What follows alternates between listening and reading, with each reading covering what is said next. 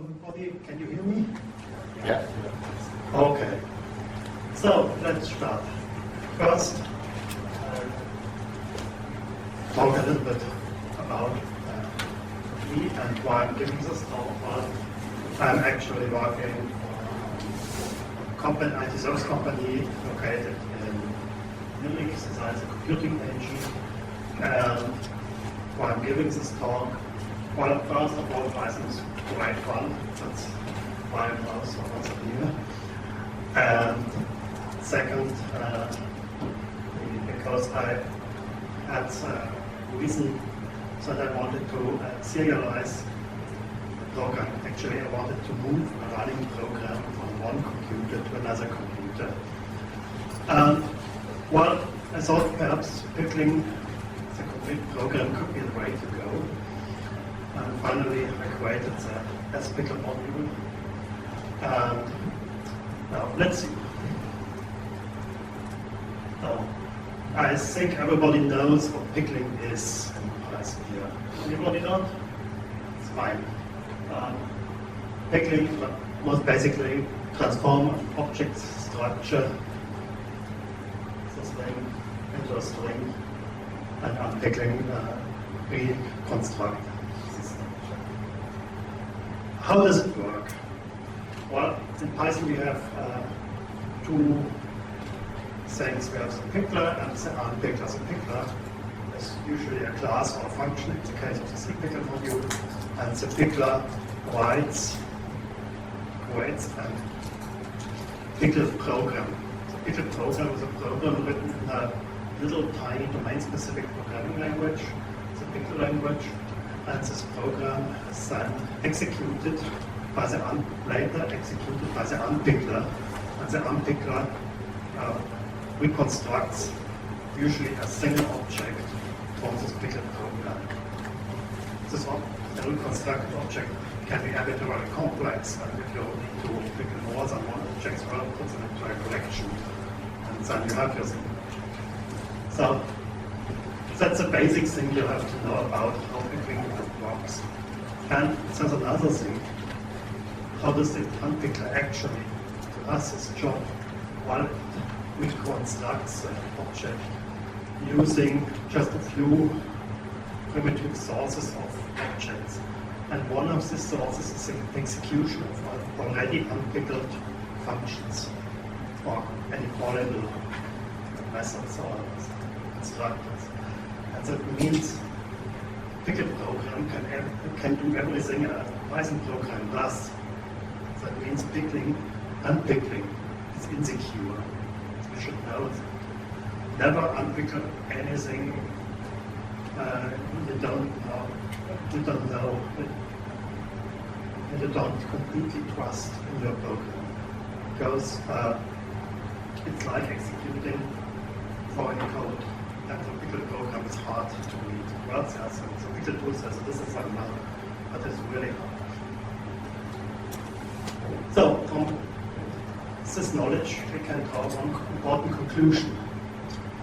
If we have reason to extend the ability to pickle objects that aren't supported by the standard pickler, it's usually sufficient to extend the pickler only, because the unpickler is an interpreter for programming language, and if we manage to write a program that reconstructs the new object type, the unpickler will do it.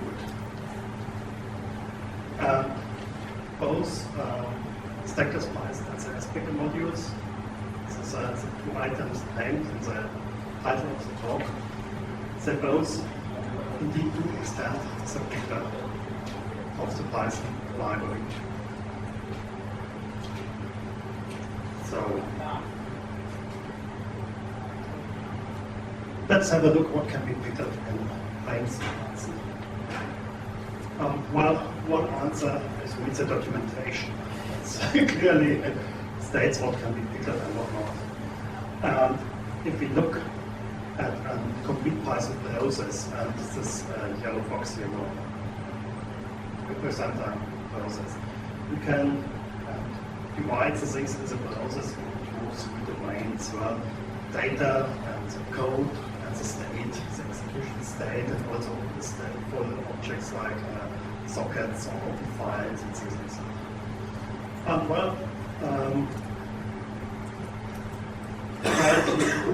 Surprise implementation supports pickling of the data by value. That's required, otherwise you can't reconstruct it. And it can support pickling of the code to some limit by reference. Usually that means everything that can be imported from a module can be pickled, because pickle code then contains one pickle instruction, is the global instruction that boils down to an import statement. And finally, we have also stateful objects. And the stateful objects are most importantly the stack, the execution stack of Python, and all the resources and they can't be pickled. And if you look at it, this looks quite limited. Why consider it this limited? Well, first, in Python, functions are first-class citizens. They are also kind of data. I can't pick it. And the other thing is, if I want to move my program, also this is state. Unfortunately, thanks to Kruis, there's a Stackless Python.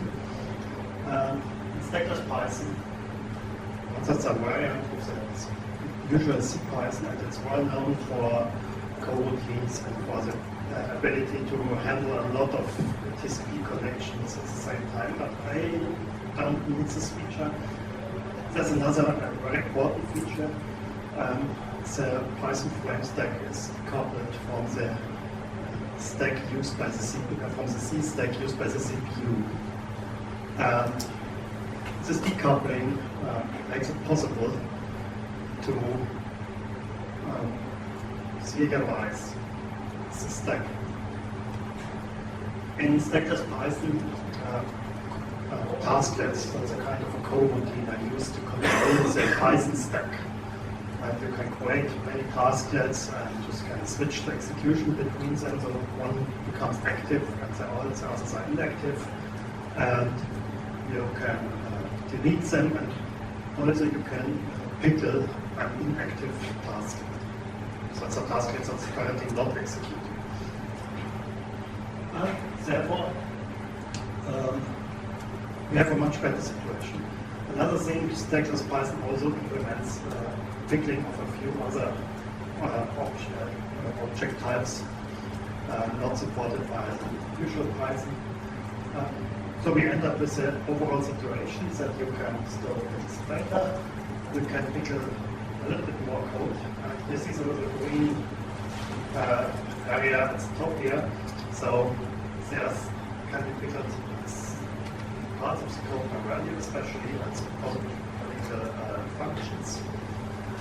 And there's here this area of the state where you can pickle this of an online tasklet under certain conditions, but honestly you can do.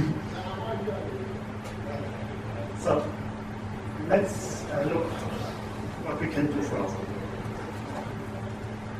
If we are able to pickle the stack, and then I thought it should be possible to pickle the code also. And that's what where the sPickle package kicks in and tries to fill the gap in the code area. While the sPickle package mostly provides a subclass of the regular pickler class, this subclass is extended and supports pickling of modules and classes, and a lot of other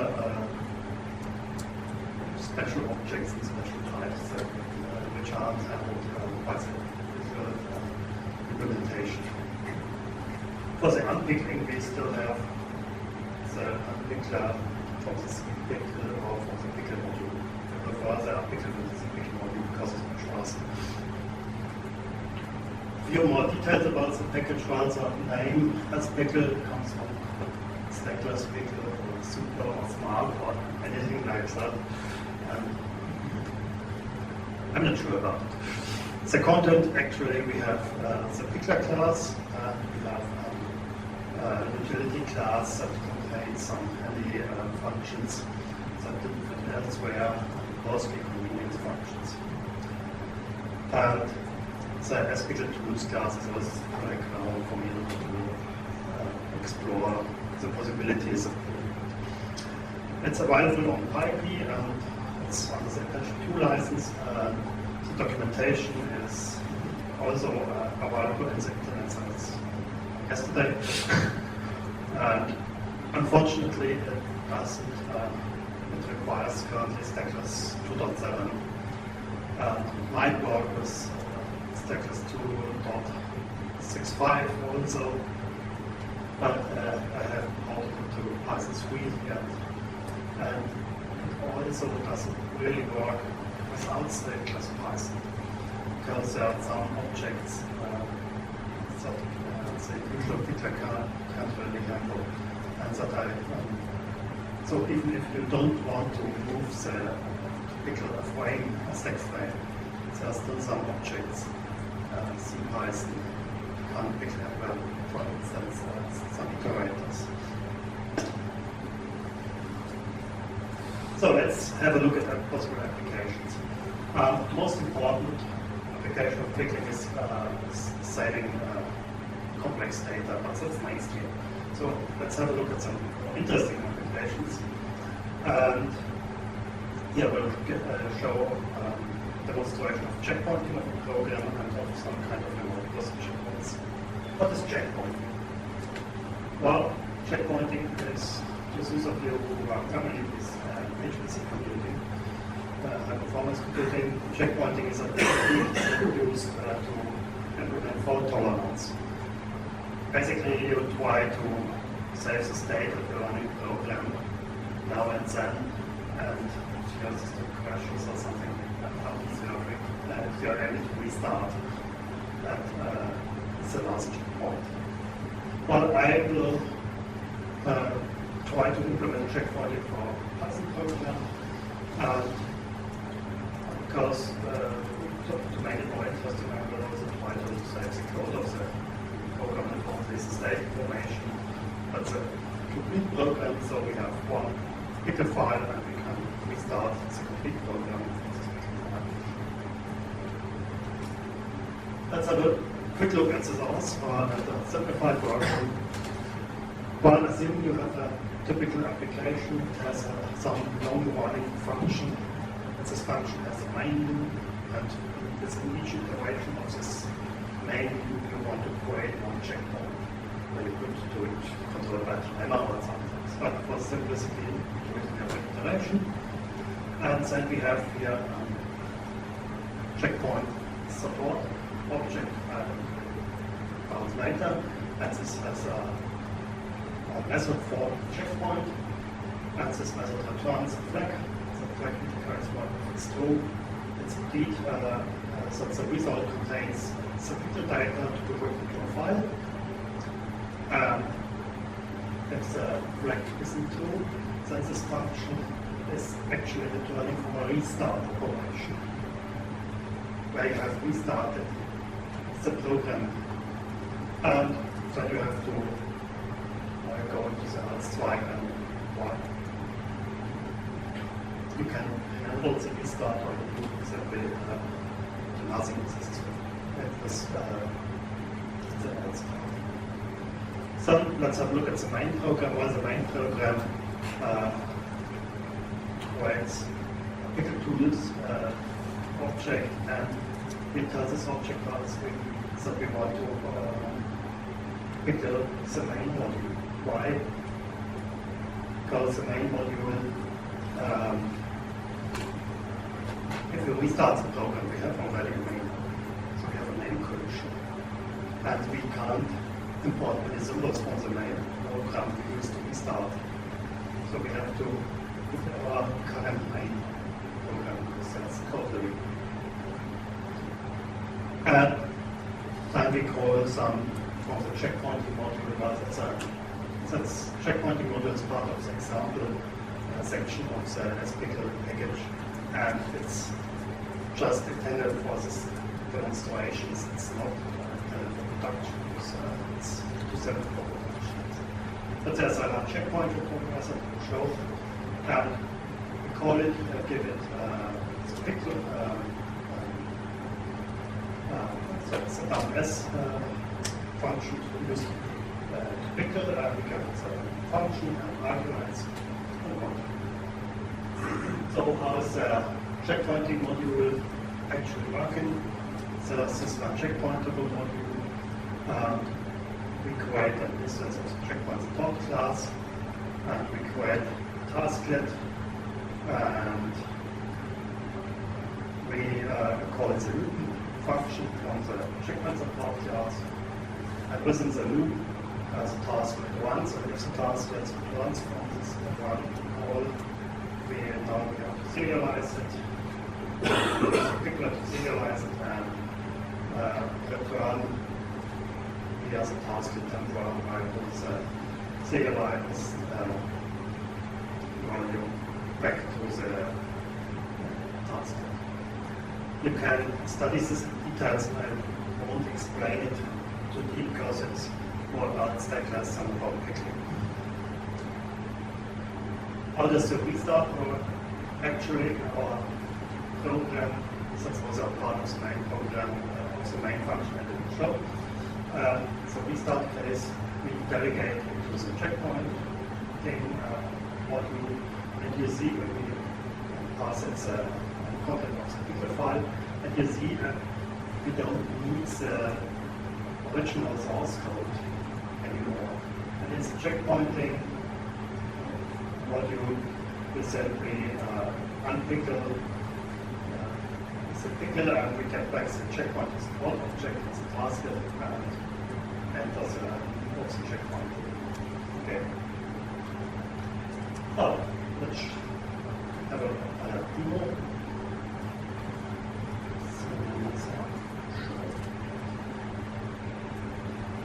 That's it.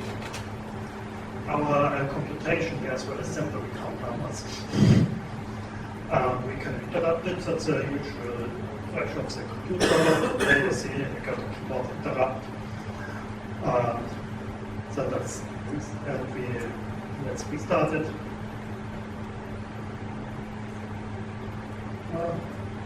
Yes, it's called the right one. Don't worry about the lines, it's on the here in this example, I directly call it this checkpointing module restart to make sure I'm not faking it. And you see it continues with the 15 because the last checkpoint written was after the 14. Then I interrupt it again, start it again, this continues now. So it works, and it works for the more complicated examples. Back to the presentation. Let's have another example. The previous example was asynchronous one, where we stopped the program execution and restarted it. Sometimes you want to call a function, perform a computation, or a remote compute slave, or in more modern language, it's a cloud, and we want to do it synchronously. And we assume we have a compute slave somewhere, and we have an SSH access, and we have installed Stackless Python on the slave, and also the EuroPython package. Anybody here that knows EuroPython? Well, EuroPython package is an open source package, the name is EuroPython code, and it's a very feasible and handy package that provides symmetric remote procedure codes. And it works nicely together with the Python SSH implementation, as we code. It doesn't tell you that it works nicely, but it does. What does the sPickle module do in this case? Well, if you want to make a remote procedure call, classical since the remote side must already have the function you want to execute. But in our case, we don't have installed our application in the remote side, so we have to transfer our program first to the remote side before we can call it. Well, sPickle makes it possible to do this very simple. And also makes it possible to handle resources that are resources like open files or open screens for you. Because the RPyC package is able to create proxy objects for resources. Indeed, it can create proxy objects for every EuroPython object. But usually you want on the remote side not to have many proxy objects because every proxy goes back to the underlying object and that's slow over network connection. The application is very simple. Assume you have a function here, I call it the local function that defines what the operations to be done on the remote side, and then you use a Pickle instance, and the Pickle instance has a method, remote, called remote method, and it takes an open RPyC connection object. This is local functions, and you get a remote function. And then you can invoke the remote function, and this function will perform all transparently also on the remote side. So let's have a look at the typical computation application. Well, we have some class that defines algorithm, and I have made a really stupid one compute the answer that declares if the answer isn't 42.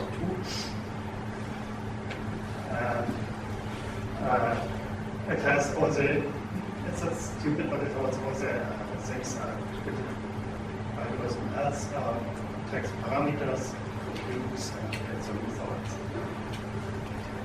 And then we have this application of this code. Well, first we need to serialize examples because they aren't as a pass and they are on the remote side. And then we want to do some logging during the execution on the remote side. We want to control the logging levels already, so we use our own logger. This is from the Python logging package. The logger, that's why I'm showing it, the logger contains internally an open file. That's the logger appender, in our case. In the demo, I will show you have two appenders. We have a file and Tagliatelle. So we create the algorithm, compute, and then also results. We create our remote function, and then we apply the remote function with different arguments. Actually, the remote function adds the two arguments. So we will see what it is. The first case is supposed to work without any complaints. Here it will give some error message that the result is important true. And in this case, we will get an exception because you can't add none and it's true.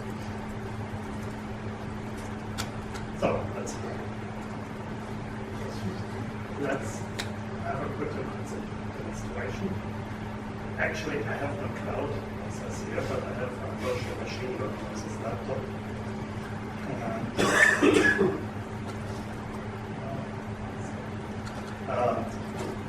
So we have to give some arguments, count to use, and otherwise the pass to the Stackless Python is applicable. But actually, it's over here actually to Python because the logic and working commercially with the flow guide actually to project our company. Then the pass to the Python classic server module. That all it takes. So we get some messages. It's not fast because the virtual machine is running fast. We get some messages from the SSH transport. So here's also the host versus the virtual hostbed is running. And we get the message result 42, no error. We here gets the second call where the result inconsistent with previous calculations. And in the last case, we get the expected exception if we look here. primary cannot concatenate string and the non-type objects. So this is actually working. There are still room, especially in system data cases, still room for improvement. So I've acted a little bit on the last few days, so expect an improved version soon. And yes, that's also some important things. Yeah, you see the messages from the remote logger. The remote logger is actually working. It's working from the source of the laptop is called Fire, and the see is a browsing technology is not on Fire, so this is kind of virtual Linux installation here. And it is able to display on the standard error screen. And we have also a log file where the log message is going. So, back to the presentation. So, now let's talk after some examples of applications about the implementation of the sPickle module. But first of all, this implementation is very straightforward. There's a subclass, the Pickler class from the Pickle module, and extends the Pickler class to support new data types. One data type is module types, other data type is the class objects. And there are also a lot of other special cases I'll show you later. The module type is really a little bit complicated. Why? Well, at the first look, module seems to be very simple. A module object has under a dictionary, and the dictionary contains all the things that module knows. But unfortunately, the attribute is read-only. So, if you create a module, you also create the dictionary at the same time. Later, you aren't able to replace this dictionary. This leads to a very difficult problem if you expect object structure to find a dictionary object. Then it could be the dictionary object of a module, or it could be another dictionary object, quite independent. And if you later find module object, you have already created this dictionary object for this module. Well, then you have a problem, because the module object creates this dictionary object itself. You can access it, but you can't set it. Therefore, and we have in every program, we have the situation, right? We have the situation, right? If you look at the import statement, if you have a simple import statement, import module, then you get a reference to the module object. And if you have a statement from module import some function, then you get a function, and inside this function, you have the IAM globals attribute, and this IAM globals attribute of the function is usually the dictionary, that's the global namespace of dictionary object belonging to the module. So you have references to both kinds of objects, and depending on which reference you encounter first, you have a problem or you have not. And if we want to recreate the object structure, then we absolutely must create the module objects first. So if it's with an inspection account a dictionary, how do we decide if this dictionary belongs to a module?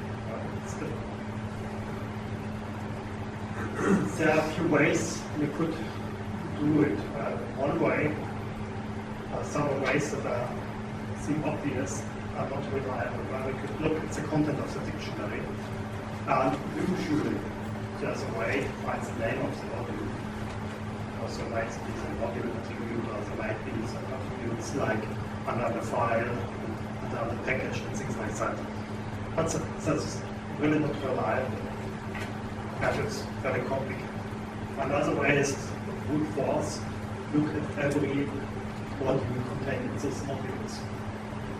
It's still unreliable. For instance, if we use the reload function, we could have replaced actually module definition, so we could have avoided one new module. And we could also create modules on the fly, automatically. So what can be done?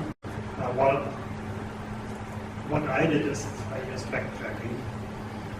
If I inspect the object structure, if I encounter a dictionary, I keep a reference to the dictionary, and later on, if I find the module, I check if this dictionary belongs to the module that's simple, because you can look at the other attribute of the module.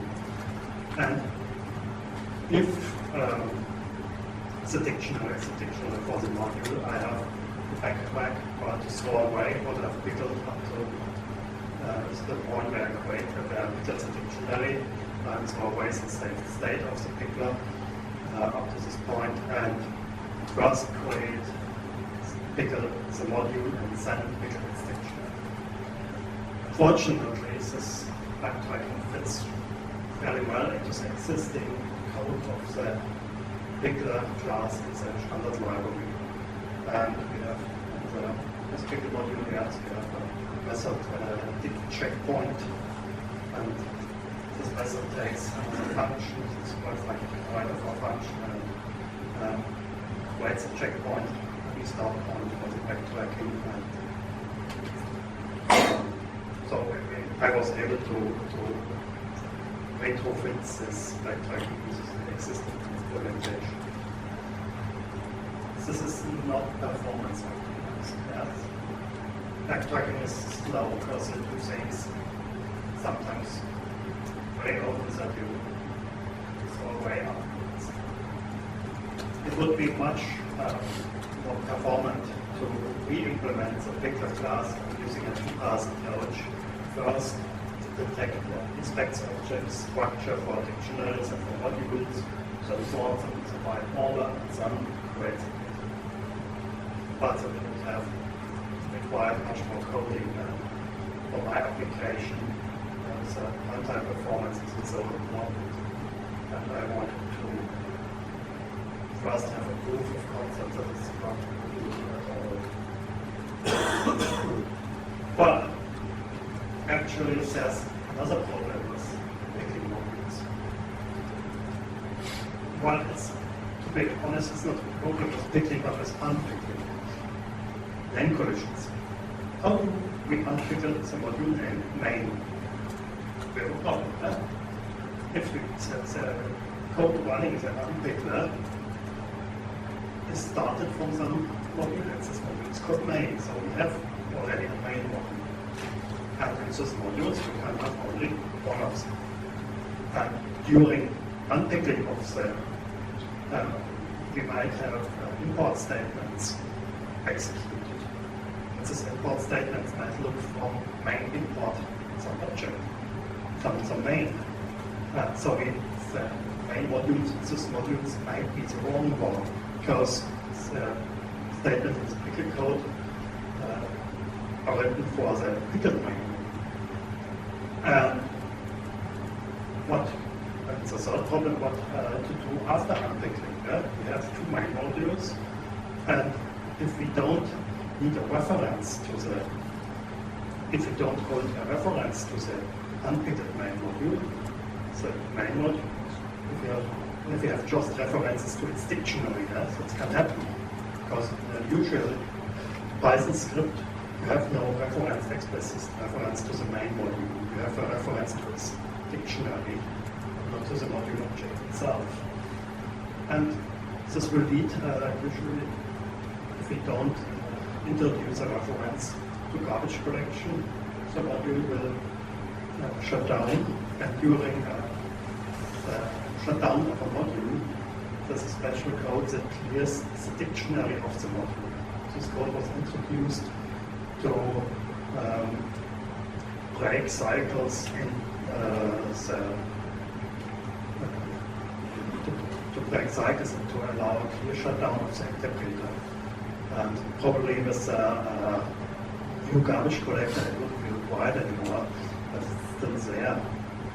And Well, if the module gets a garbage collectors module object, you end with an empty dictionary.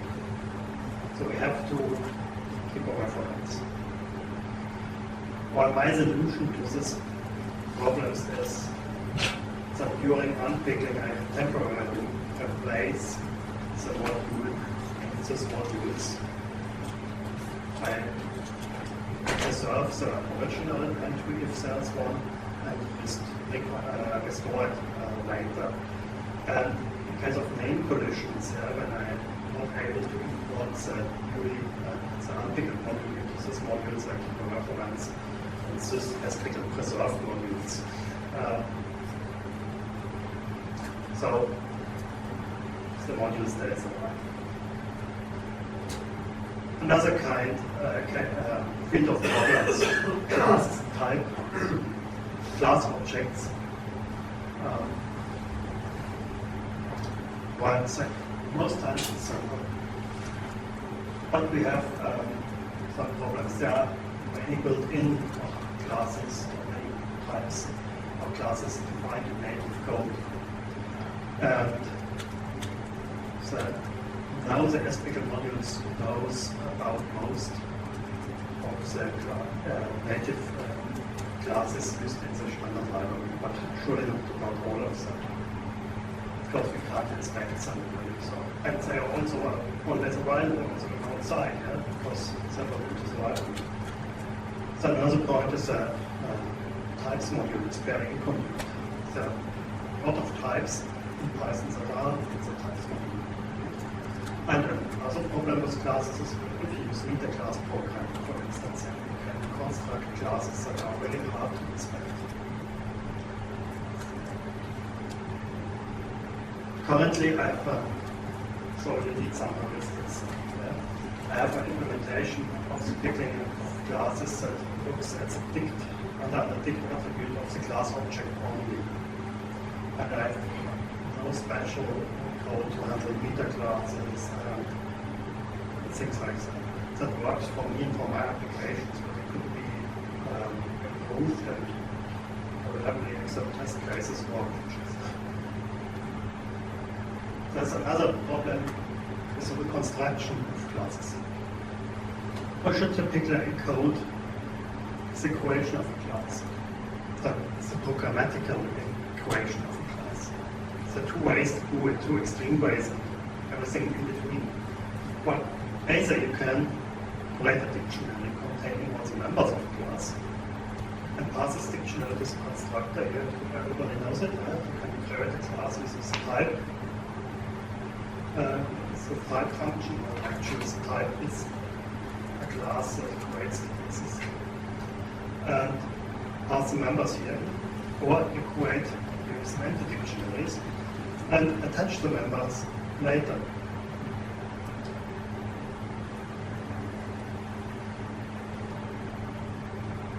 My experiments show me that I can't do it in one way. Some special attributes must be passed into the constructor, and others seem to be better not passed into the constructor. So I have actually experimented with that, and there are some attributes you want to reconstruct. Also, there are some probably attributes that are created synthetically, so the proxy type attributes and get set member descriptor type attributes. And actually, I pass it to the members, slots, a book, a module, and for everything else, I set me a set attribute. Seems to work very well, but it is based on experiments. So we have some special objects we want to handle, which usually Pickle can't handle. That's a list here of all types of the types module. This is one. That's a case where the object that is follows this. So we have some cases of instances we want to override. Okay, the object to be pickled is an instance of policies.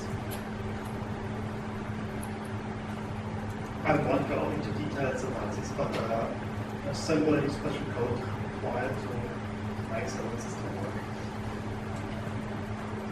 So we have other specialties here. The trace function. Who knows what the trace function is? Well, if you have a stack frame, here is the stack frame as objects a stack is made from. It has one attribute of the stack frame is the trace function. The trace function is invoked after every execution of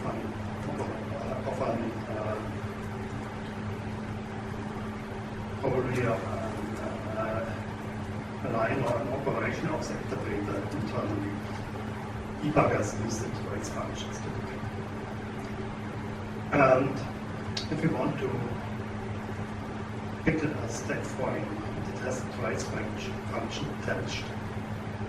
We have to handle this trace function specifically, especially if you're using an IDE.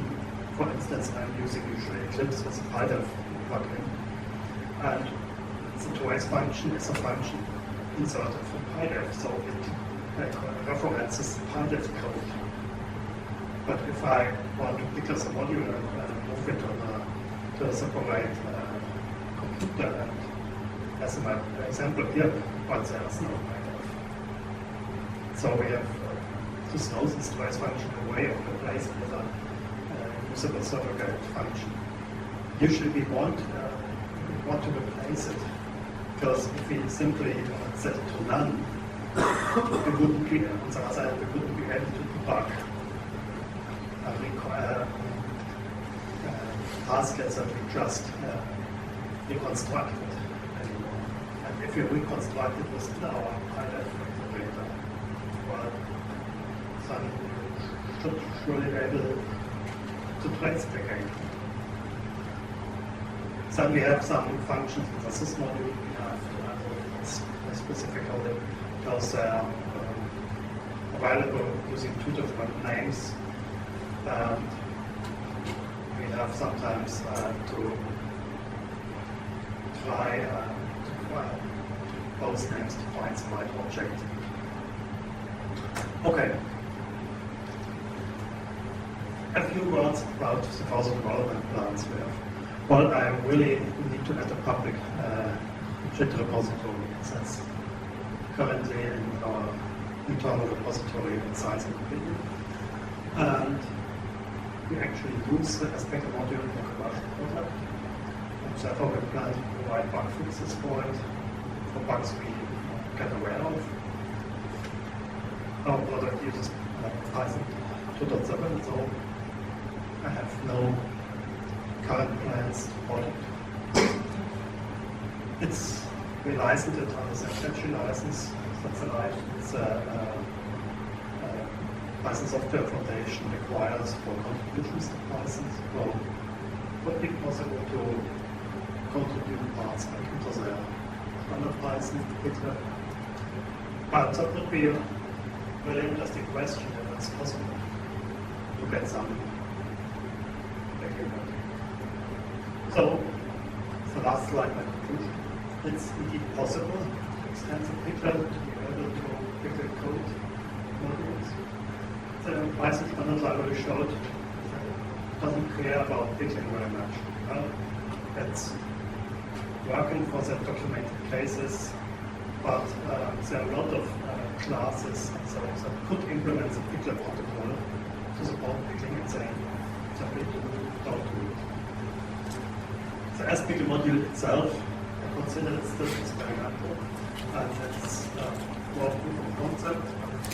For my application of library working proof of concept, but it's not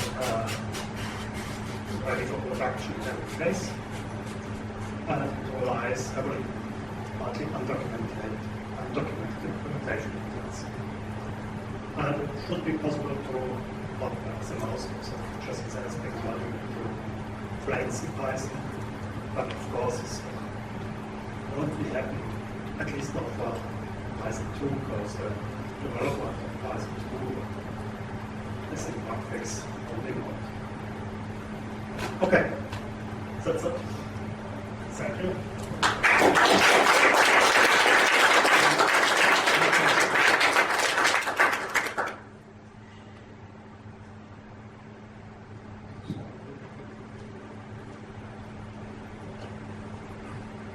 Thank you very much for this interesting module.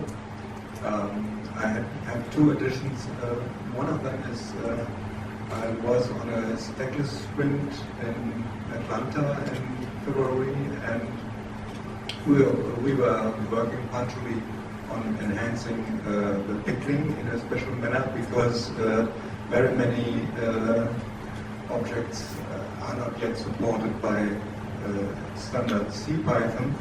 And instead of putting a huge patch into Stackless Python, we thought it's much more elegant to donate such additions to standard Python, because then others have to cope with it. And also it becomes much simpler, because in order to be always compatible, Stackless Python does a lot of tricks to hide the pickling ability. It's easier to allow it for these objects, so we don't have to hide it. That's the one thing. So there are a lot of new supported things, like many iterators and stuff. It's not yet published. The second thing is I was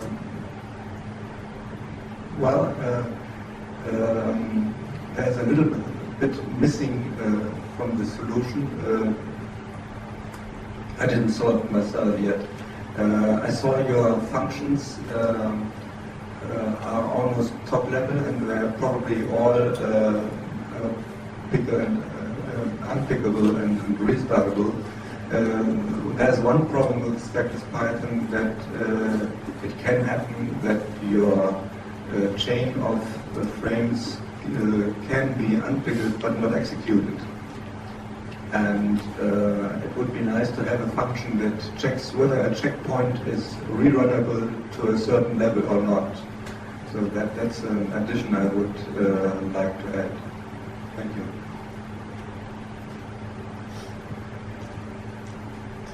I also read about the sprint at Atlanta, and I'm be happy to see this new support. I think it's also for generators, something like that, if I remember it right.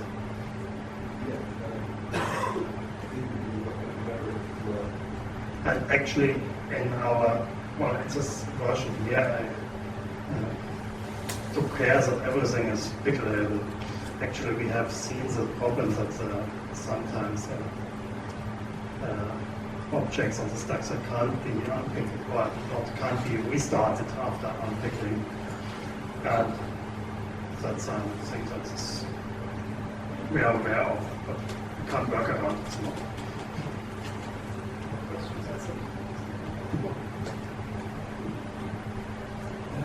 Do you know that ZODD add a module to a package to Pickle classes module and packages for sPickle?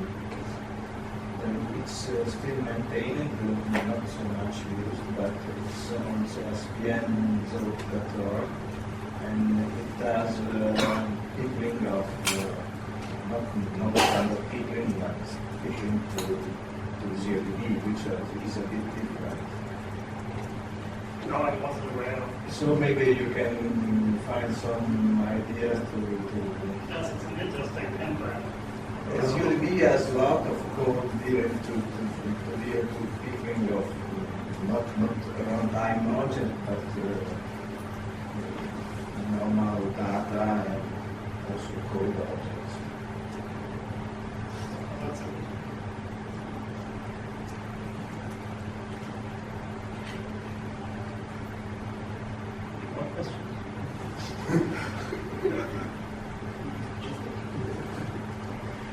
Hi. Do you have any data on what the which is the sPickle operation, unpickle operation. So would it, for example, be possible to just fork a process and then just take the state and put it onto the other fork process?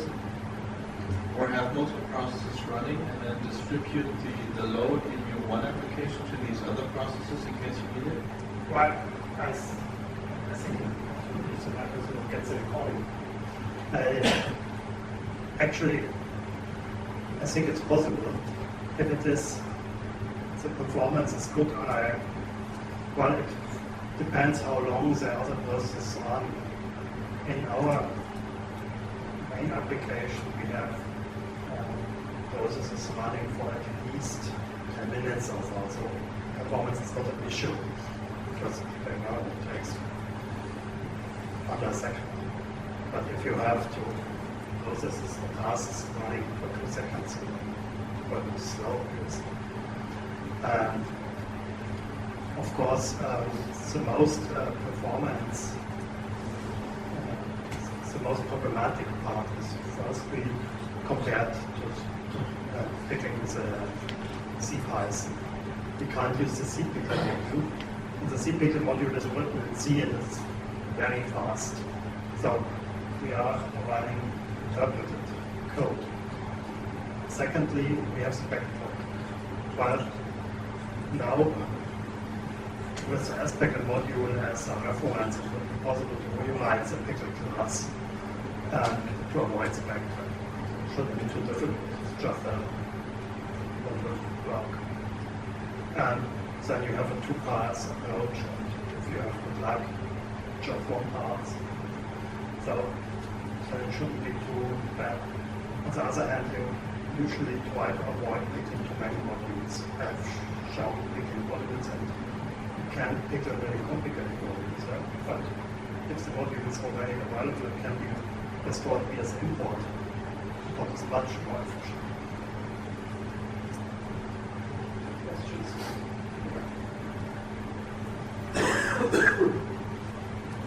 I remember from our private conversation that you have some way to decide which modules should be picked by reference and which one by value. Can you explain that? Yes.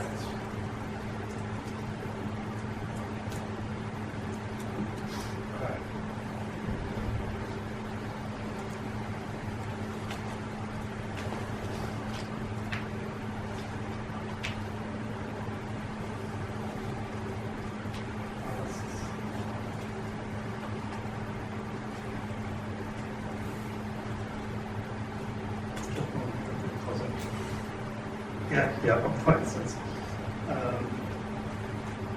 if you look at this line here, I have an attribute to the sPickle tool that is passed on to the Pickler. The Pickler has a list of either modules or strings, and if it's a string, then it must be it can be as a initial part of a module name, so if you have a package, you can simply name the package, or it can, if it contains the slashes, yes, it can be part of the under the file attribute after normalization of the case and the path separator, the fiction separator. And if a module matches this, one of these entries, it has to be serialized. And then into the serialized module, I insert a special named attribute. So if I later encounter this module again, and it already contains, for instance, if I do Pickling in 2 stages, I go from one computer to a second, or from there I pickle again, go to a third one. So the module doesn't use a file attribute anymore, because it's not available there, but it has a special marker that it has already been decided that this module should be pickled. And so I will pickle it again.